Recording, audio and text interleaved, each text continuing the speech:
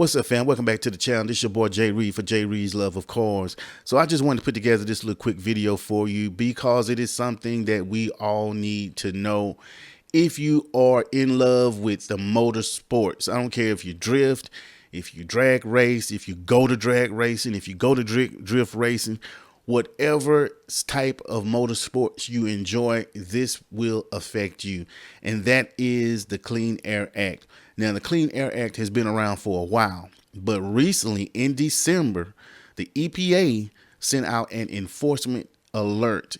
And its intention was pretty much to notify, to put you on notice that they fixing to start cracking down on what already is in law. And it goes on to say in this alert, it's titled Aftermarket Defeat Devices and Tampering or Illegal and Undermine Vehicle Emissions Control. It says that the purpose of this alert is intended to remind all regulated entities that installing a defeat device, and a defeat device is considered like a tuner.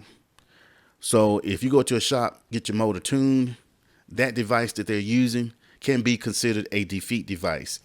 If you have like a little mail order tuner that we all know which ones I'm talking about, that could be considered a defeat device because you can change and bypass certain parameters of your ECU. So in other words, so anyway, it goes on to say that installing a defeat device or tampering with a motor vehicle or non-road equipment can be costly to their businesses and can subject them to enforcement and penalties.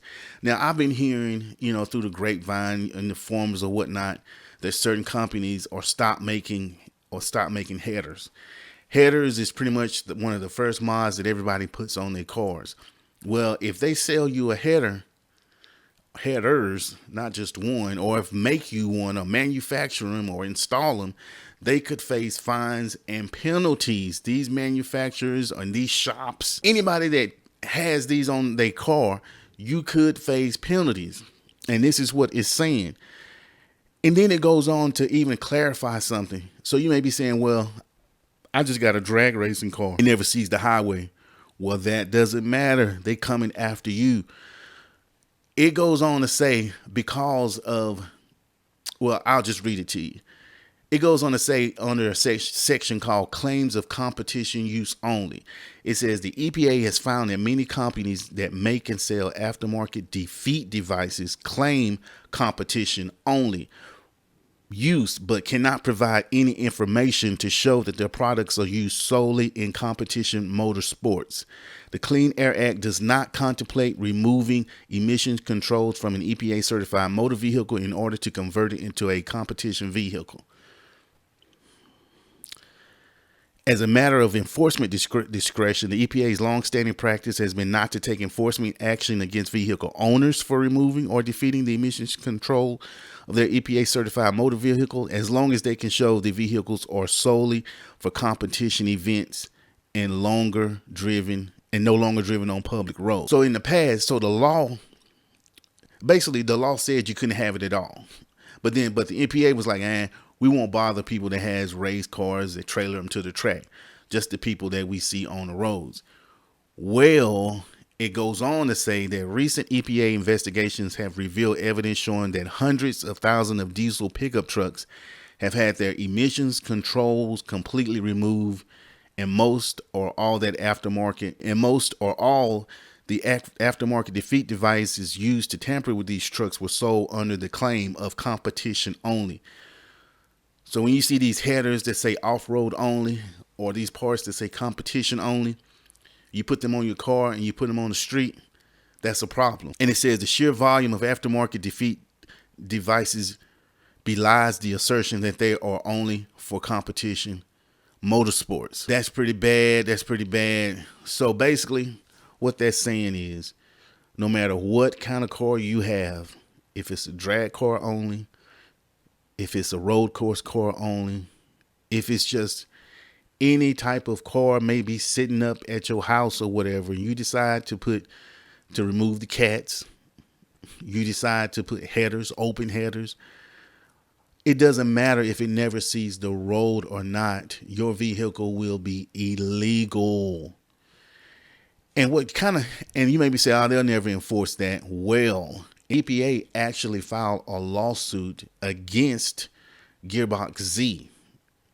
And it's because Gearbox Z manufactures and sell products to improve fuel economy, power, and performance, but the EPA allegedly says that some of the products can do this only by defeating, bypassing, or deactivating emission elements installed by an automaker.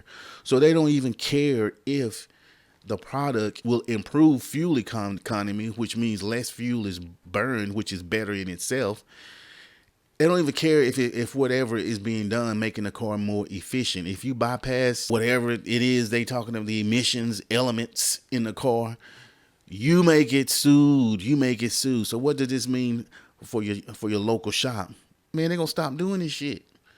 So you're gonna have to do it yourself. And if you do it yourself, then they may come for you too. So this is just something that I think we all should be aware of, because they coming after us in every direction. I won't even get into the Second Amendment and how that is slowly being eroded. And now we have the your damn motorsports. You can't even have a race car anymore. So that's going to affect tracks. It's going to affect a lot of people and a lot of people's way of making money, which just ain't right. If I only take my car to the track once a month, how bad is that really hurting anybody? Now, granted, you always gonna have some people that that do what they want to do. It is what it is, but you're gonna end up really hurting a whole lot of people just because you feel like this is causing a problem, even though it's a very small segment of the population that even has these type of features on their cars. So what we need to do, what can we do?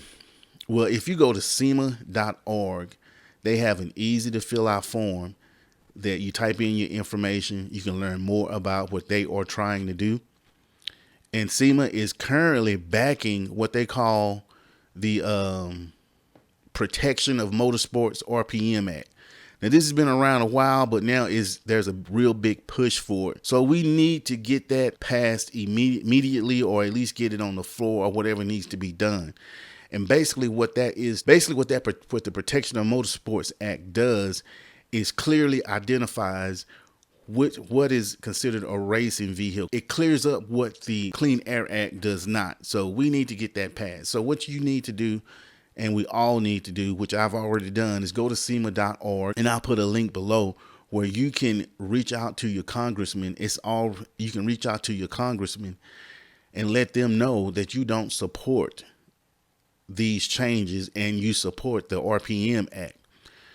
And it's just a little small something that we can do in the motorsports community to keep this hobby alive. I mean, man, you can't do nothing nowadays for all of these regulations and restrictions, but I could go on for days about that. Okay, I feel like I'm rambling now. Again, go check out Sema.org. Do your own research. See for yourself. That's what I do. I heard it. I watched a couple of videos on YouTube, and I went out and did my own research before I do anything. Just don't believe what somebody is telling you. Find out for yourself. I got the link in the description below. Check it out. Do what you need to do, because we need to make this happen. Peace.